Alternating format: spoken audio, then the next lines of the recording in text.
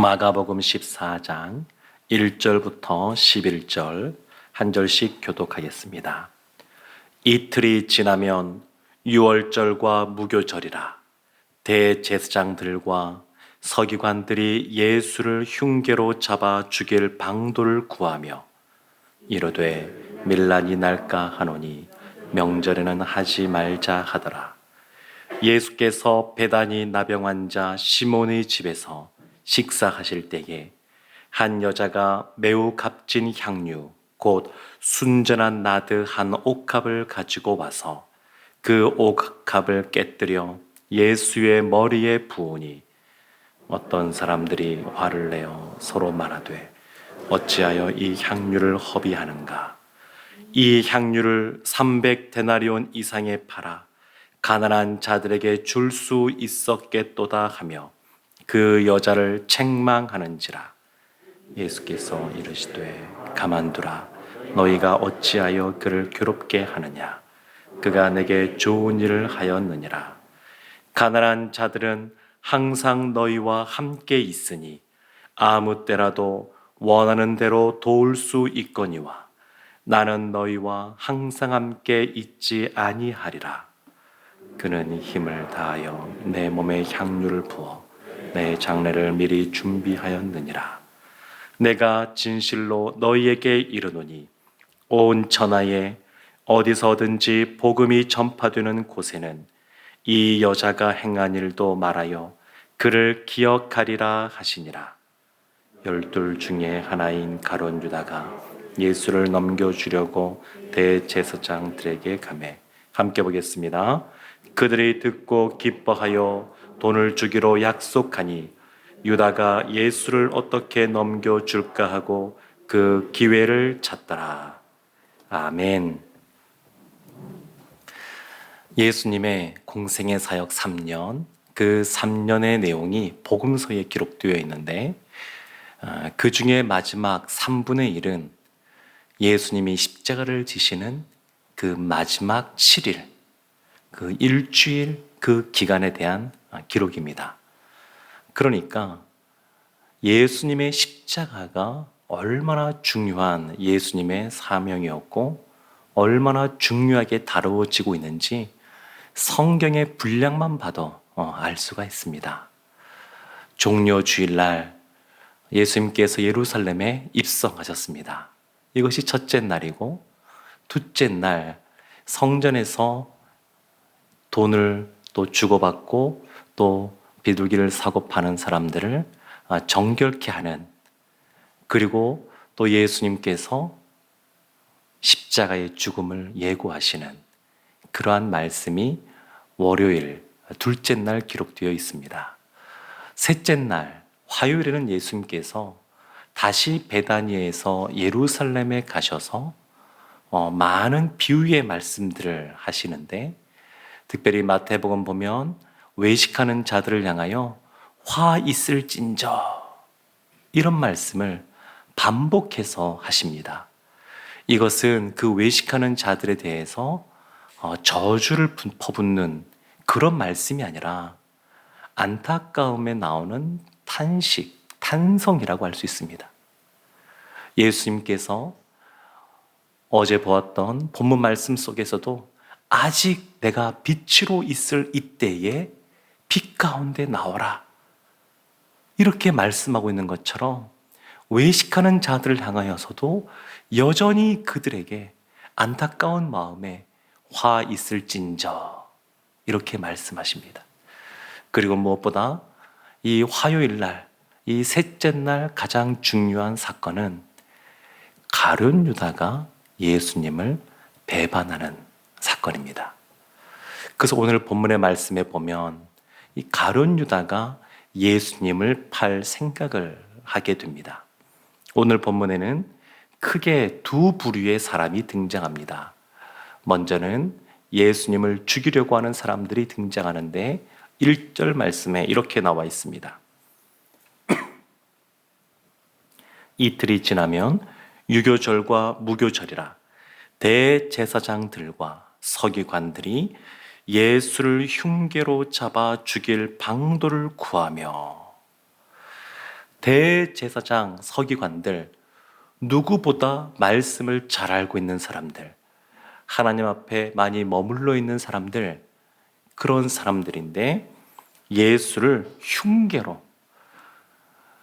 그냥 가짜 뉴스 같은 걸로 여러 가지 또 원래 죄가 있는 분이 아니신데 죄를 더 씌워서 예수님을 죽일 방도를 구하고 있습니다.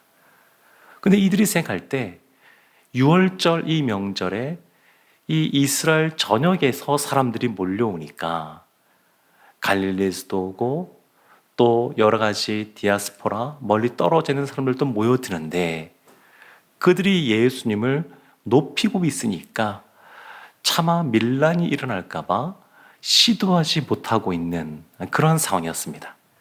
근데 그때 누가 이들의 마음을 긁어주는 역할을 하냐면 가룟 유다가 그 역할을 합니다.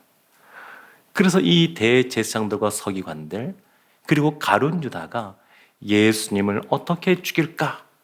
그것을 논의하게 됩니다. 근데 이들의 그 사건 사이에 두 부류의 이 사람들 사이에 하나의 사건이 또한 들어가 있는데 그것이 한 여인이 예수님께 향유 옥합을 깨뜨려서 붓는 그 장면입니다. 근데 사실 이것은 화요일 날, 셋째 날 이루어진 일이 아니라 요한복음 보면 종려 예루살렘 입성하기 전날 이루어진 일입니다. 그런데 그것을 요한복음은 그때 기록했는데 마태복음이나 마가복음은 예수님을 죽이려고 하는 사람들 그 사이에 이 여인의 이야기를 집어넣어 놨습니다. 왜 그러냐면 이 향유 옥합을 깨뜨린 이 여인의 이 모습과 또 대제사장들과 서기관들 가룟 유다의 모습이 예수님의 십자가, 죽음을 대하는 모습이 극적으로 대조되기 때문에 그렇습니다. 그래서 원래는 예루살렘 입성하기 전에 있었던 사건인데 굳이 그 사이에 집어넣어서 예수님의 십자가를 우리가 어떻게 바라보고 어떠한 태도로 대해야 되는지를 우리에게 알려주고 있습니다. 3절 말씀 보면 이렇게 그 여인에 대해서 말합니다. 예수께서 베다니 나병 환자 시몬의 집에서 식사하실 때에 한 여자가 매우 값진 향유 곧 순전한 나드 한 옥합을 가지고 와서 그 옥합을 깨뜨려 예수의 머리에 부으니. 예수님께서 베다니 나병 환자 시몬의 집에서 식사하실 때 이런 일이 있었습니다. 한 여인이 예수님에게 옥합을 붓는 사건은 복음서에 2번 등장합니다. 첫 번째는 누가복음 7장에 나오는데 그때는 베다니 지역에 바리새인인 시몬 집에서 예수님이 공생의 사역을 시작하시는 그 초기에 향유 옥합을 붓는 사건이 나오고 그리고 지금 이제 공생의 사역을 마무리 짓는 이때에 이번에는 나병 환자인 시몬의 집에서 향유 옥합을 깨뜨린 사건이 나옵니다. 그래서 이것을 그냥 유심히 보지 않으면 왜 똑같은 사건이 이렇게 떨어져서 나오지 생각할 수 있지만 이 2가지 사건입니다. 아마도 이 나병 환자의 시몬은 원래 나병이 있었지만 주님에 의해서 깨끗하게 고침받은 사람이 아닌가 싶습니다. 왜냐하면 나병이 있으면 이스라엘 공동체 안에 같이 머물러 있고 사람을 초청할 수가 없습니다. 근데 지금 초청했다라는 것을 보게 되면 이미 그 병이 나았다라는 것을 우리가 생각해 볼 수 있습니다. 그러니까 이 나병 환자 시몬, 이 사람이 병이 나아서 예수님을 초청하여 식사할 때입니다.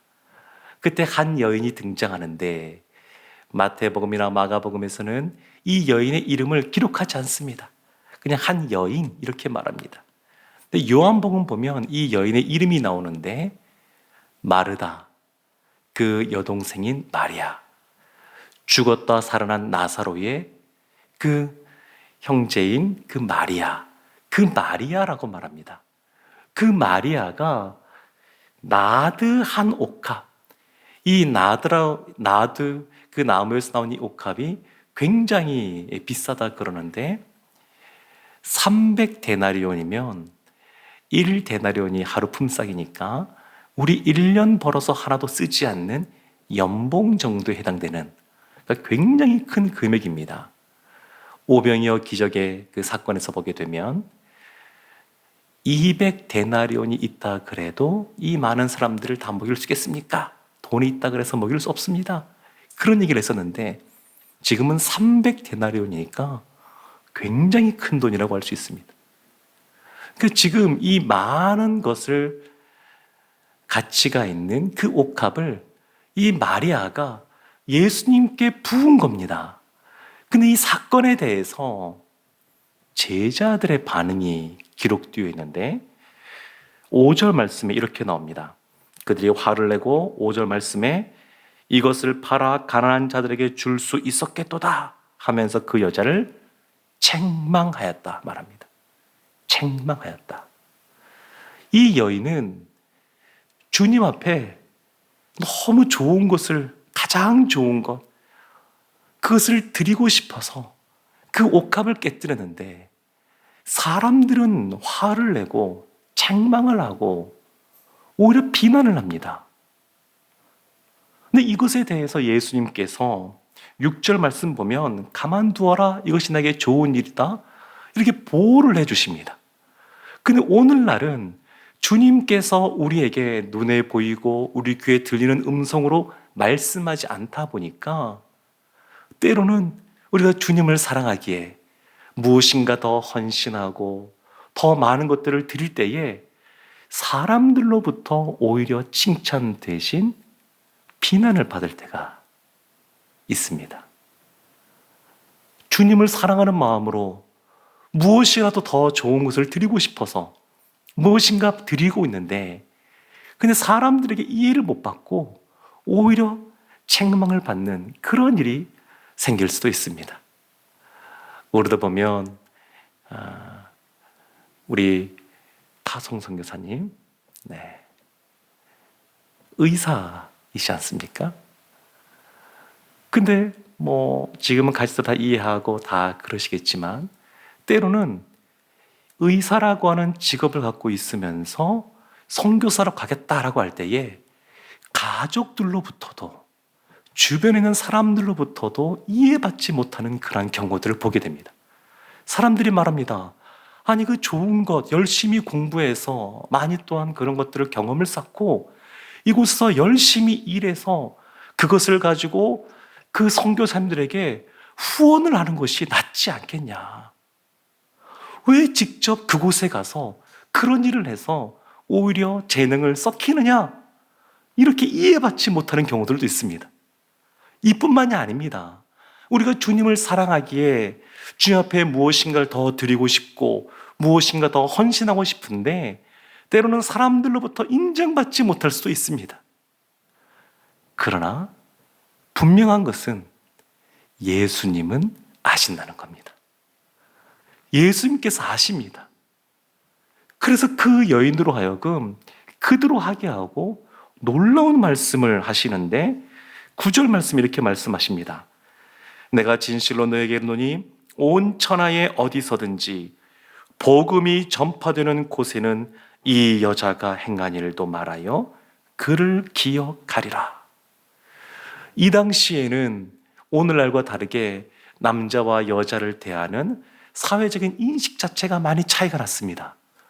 근데 지금 종교 지도자라고 할 수 있는 대제사장 서기관, 그리고 예수님이 특별히 선택한 그 사람들에게 지금 주목받고 있는 제자인 가룟 유다, 다 남자들이고 사회적인 지위가 있는 사람들인데 이 사람들이 아니라 누가 기억되게 하라고 말씀하시냐면 오늘 본문에서는 이름도 등장하지 않는 이 한 여인, 이 여인을 높여주시는 겁니다. 그러니까 하나님은 우리의 어떤 외모, 외향적인 것에 관심 있는 것이 아니라 우리의 내면, 우리의 마음의 중심을 늘 보시는 분이십니다. 그래서 이 여인이 어쩌면 이 나드 한 옥합이 전 재산일 수가 있습니다. 이 많은 것을, 가장 좋은 것을 예수님께 지금 드리고 있습니다. 왜 드리고 있을까요? 9절, 8절 말씀 보면 우리가 짐작되는 부분이 있습니다. 그는 힘을 다하여 내 몸에 향유를 부어 내 장례를 미리 준비하였느니라. 장례를 준비하였다. 예수님이 죽음에 대하여, 십자가에 대하여 여러 번 말씀하셨어도 제자들은 귀에 들어오지가 않습니다. 예수님이 지금 어떤 마음으로 예루살렘에 들어가시는지 제자들은 별로 관심이 없고 본인이 생각하는 대로 예수님께서 행하시기를, 왕으로 등극하여 본인들이 그 오른쪽 왼쪽에 앉아서 무엇인가 행하기를, 그런 것들을 기대하고 있었습니다. 근데 이 여인은 주님의 말씀을 듣다 보니까 알게 된 것 같습니다. 어쩌면 예수님께서 이제 마지막일 수 있겠구나. 그런 생각 속에 가장 좋은 것, 본인이 갖고 있는 최고의 것, 그것을 주님 앞에 이 여인이 드린 겁니다.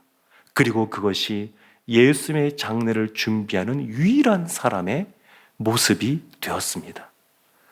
반면에 이어지는 가룟 유다 이야기를 보게 되면 전혀 다릅니다. 가룟 유다는 이 대제사장들이 어떻게 하면 예수님을 죽일 수 있을까? 그 빌미가 없어서 그냥 미뤄두고 있었는데 제자가 와서 판다고 그러니까 옳다구나 하고 그에게 돈을 주기 시작합니다.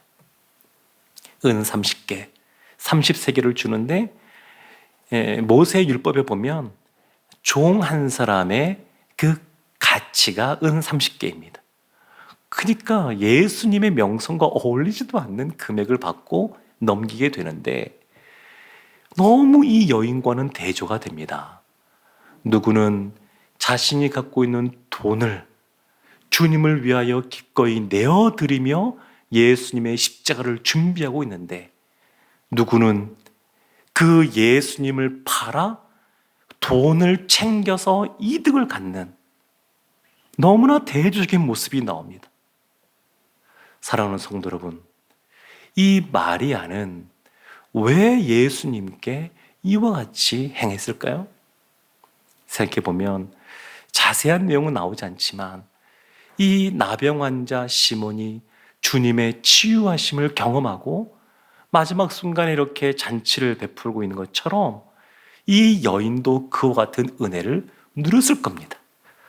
죄의 용서함을 누리게 되고, 그리고 주님 앞에 감사하는 마음이 크고, 그래서 주님 앞에 기쁨으로 이것을 드리는 그러한 모습이 있었습니다. 반면에 가룟 유다 이야기가 바로 이 여인 앞에 향유옥합을 드린 이야기 다음에 배치하면서 왜 가룟 유다가 예수님을 팔았느냐 짐작할 수 있는 것은 이 가룟 유다 안에 물질에 대한, 돈에 대한 탐욕이 있었다는 것을 알 수 있습니다. 성경을 그렇게 구성하면서 배치하면서 가룟 유다가 돈 때문에 그렇구나, 또 자신의 명예, 명성 이런 것 때문에 그렇구나, 자리에 대한 욕심, 물질에 대한 탐욕 이런 것을 우리가 짐작해 볼 수가 있습니다. 그러다 보니까 어느 순간 가장 중요한 직접적인 원인을 누가복음 22장에서 뭐라고 말하냐면 사단이 예수 팔 생각을 그에게 넣었다 이렇게 말합니다. 가장 직접적인 원인은 사단이 생각을 넣은 겁니다. 예수 팔 생각을 넣은 겁니다. 그런데 사단이 아무에게나 생각을 넣는 것이 아닙니다. 빛이 있으면 어두운 빛보다 먼저 물러갑니다. 그 심령 가운데 성령이 계시면 그 성령 때문에 사단이 그런 생각을 집어넣을 수가 없습니다. 그런데 가룟 유다가 물질에 대한 탐욕, 자리에 대한 욕심 이런 것들 때문에 사단에게 틈을 내준 겁니다. 그러니까 사단이 그 생각을 집어넣을 수가 있었습니다. 예수님을 살아가는 사람, 성령 충만한 삶을 살아가는 성도에게는 사단이 이와 같이 어둠의 모습으로 다가올 수가 없습니다.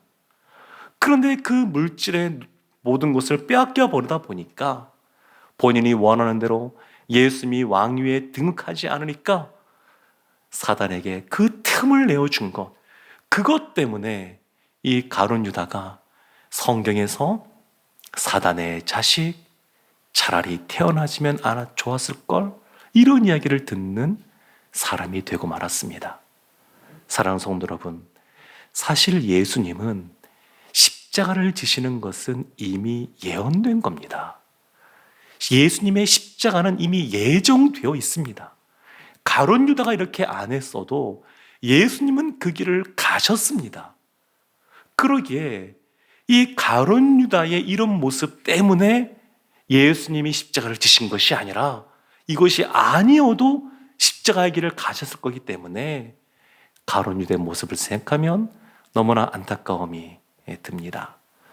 사랑하는 성도 여러분, 고난주간을 맞이해서 우리는 주님 앞에 어떻게 나아가야 될까요? 두 가지 길이 있습니다. 주님을 사랑하기에 기쁨으로 주님 앞에 내가 갖고 있는 소중한 것 주님 앞에 드리겠습니다, 이렇게 나가는 길이 있는가 하면, 또 한편으로는 예수님을 내가 이루고자 하는 어떤 목적을 위한 수단으로 사용하는 그런 모습, 두 가지의 길이 있습니다. 주님께서는 주님을 사랑함으로 기쁨으로 주님께 나왔던 이 마리아를 칭찬해 주시고 그의 이름을 계속 기억하게 하신 것처럼 우리 모두도 늘 주님을 사랑하는 마음으로 기쁨으로 헌신의 충성의 모습으로 나아가 주님께 인정받고 또 칭찬 듣는 그러한 주님의 종들 다 되시기를 주님의 이름으로 축원합니다. 아멘.